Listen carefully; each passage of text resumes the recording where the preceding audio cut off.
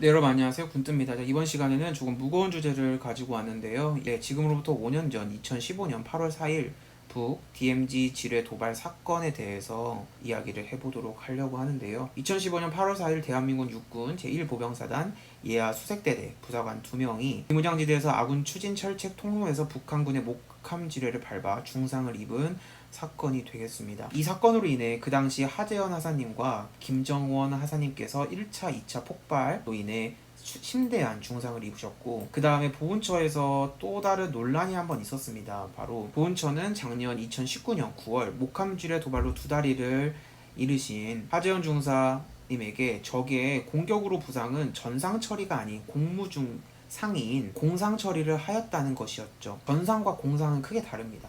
전상은 적과의 교전이나 이에 준하는 작전 수행 중 입은 부상을 말하고, 공상은 아군의 교육 훈련 또는 그 밖에 공무 중 입은 부상을 말합니다. 전상과 공상은 모두 국가유공자법에 따라 지원금, 그리고 교육, 취업, 의료 지원 등 혜택을 받게 되지만, 문제는 혜택 때문에 전상과 공상을 논하는 게 아닙니다. 전상과 공상의 혜택 차이는 월 2만원에서 3만원 수준밖에 큰 차이가 별로 없습니다. 전상 수당이 이 정도밖에 되지 않기 때문에 혜택 면에서는 그렇게 큰 차이가 없죠. 바로 그 당시 하재원 중사님께서도 공상 판정이 낮아 지난해 9월 이의 신청을 하게 되는데요. 바로 이유는 명예 때문이었습니다. 이후 논란이 확산되고 문재인 대통령도 관련 법을 폭넓게 해석해보라는 지시를 내렸고, 그 지시 이후에 보훈처에서는 오늘 1일 6월 1일 국가유공자 등 예우 및 지원에 관한 법률 시행령 전상 기준에 따라서 적이 설치한 위험물로 다친 사람에 대한 내용을 추가하고, 그리고 그 개정안이 2일 내일이죠, 국무회의에 상정된다고 알려졌습니다. 기존 국가유공자법에서는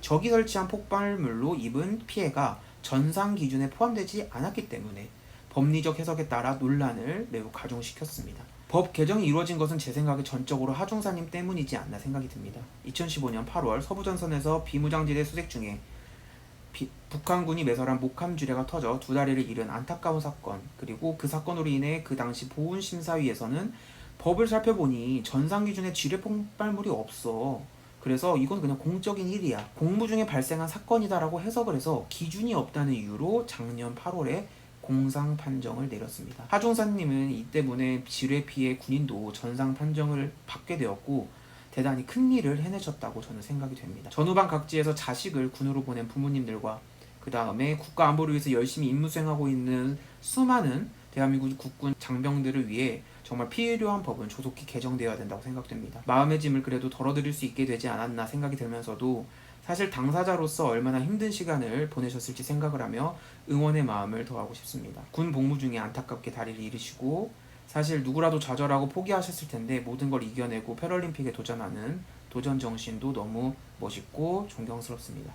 네, 여러분, 군투였습니다.